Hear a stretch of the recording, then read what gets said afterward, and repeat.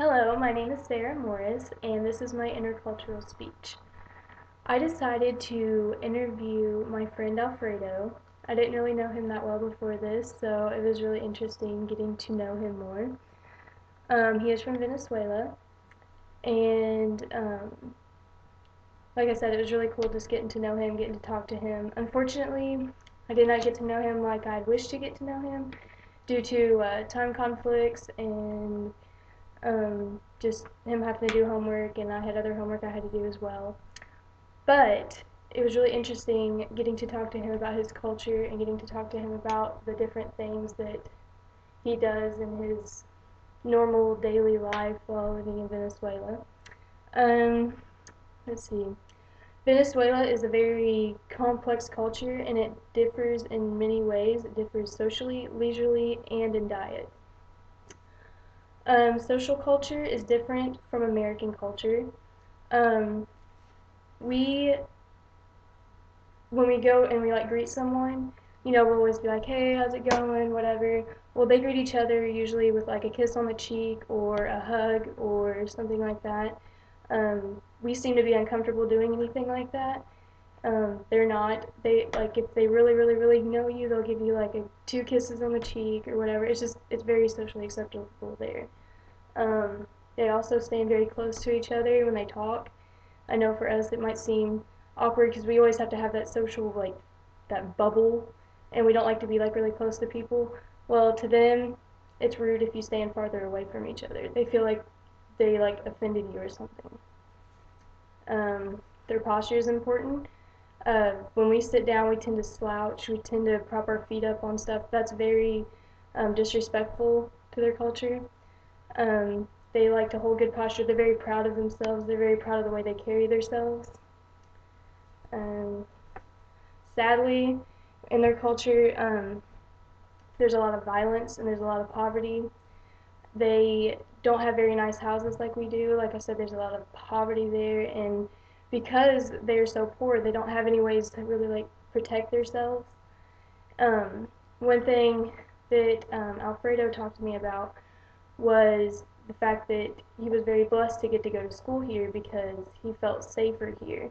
He didn't feel like he was safe where he was living, and that's one thing that he felt really blessed to get to come here, is because he feels very safe here. Um, to them, partying is very acceptable. Here, teenagers go and party. Yeah, it's a normal thing. But to them, no one looks down upon it. It's just a normal thing. Like us, it'd be like us going to the park to go hang out with our friends. They go and party. They go and drink and party. It's just a normal thing for them. And their age for drinking is 18. So, it's 21. So I thought that was kind of interesting. Um, on a positive note, they don't always drink to go have fun. They do other things as well. Um, they like outdoor activities. They like to play soccer. They like to go to the beach, hang out with their friends. But one of the main things that everyone likes to do there is baseball. I guess here, like football and basketball are a big deal. Well, to them, baseball is a big thing.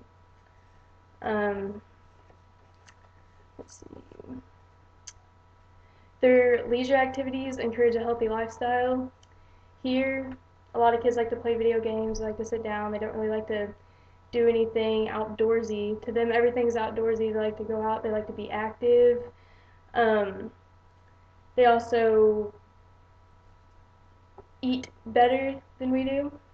Um, they don't really have that many fast food places. They have some, but it's not as common as us, like to go to McDonald's or Taco Bell or something like that. They don't do that very often. They mostly eat out on like holidays and stuff like that. They have healthier menus. Everything's like organic. They don't put preservatives in their food, so everything they eat is a lot more healthy. Um, their food differs depending on where they are. It's kind of like here. If they're on the eastern states, around that area, they eat a lot of seafood, starches, like potatoes, vegetables, fruits. In the western states, they eat, a lot of meats with, they make like a tomato sauce that they put on it, and they eat a lot of plantains and cheeses and things like that. Um, in the central region, Um, the meals are influenced by their European ancestors, such as like Italian dishes and things like that. Um, a lot of Venezuelan students, from talking to Alfredo, I found out that a lot of Venezuelan students are uncomfortable when coming here because there's just a lot of different things here.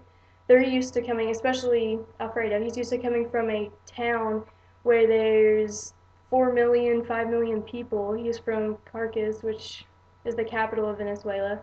And he said when he came here, it was just really, really, really different. There was a culture shock here that he said it was just crazy because he came here, it's a small town. Everyone knows each other, and he's not used to that at all. And he's just like, it's a slower paced life. And he said that we take our religion seriously here, and they're Catholic where they're from, and they don't they're just Catholic just to kind of say they're Catholic. They don't really live out their faith and stuff. And he said it was just really crazy to see how we lived out our faith and how we were really conservative and stuff like that because they just kind of do whatever they want there, I guess. But that's just something I found out that was really interesting. But um, I think that what I learned from this is that we as students, especially American students, need to be mindful of new students coming in, new international students coming in, because they're uncomfortable. Like everything here is so much different than what's over there, and we need to do our best to make sure that they feel comfortable and to make sure that they feel welcome here. So, yeah, that's my intercultural speech, and I hope you guys enjoyed it.